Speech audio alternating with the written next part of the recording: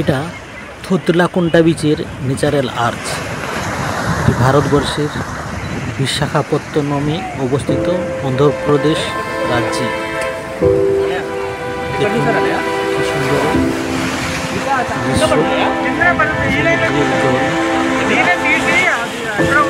ভিতর থেকে আসছে, উথাল পাথাল খেলা করছে।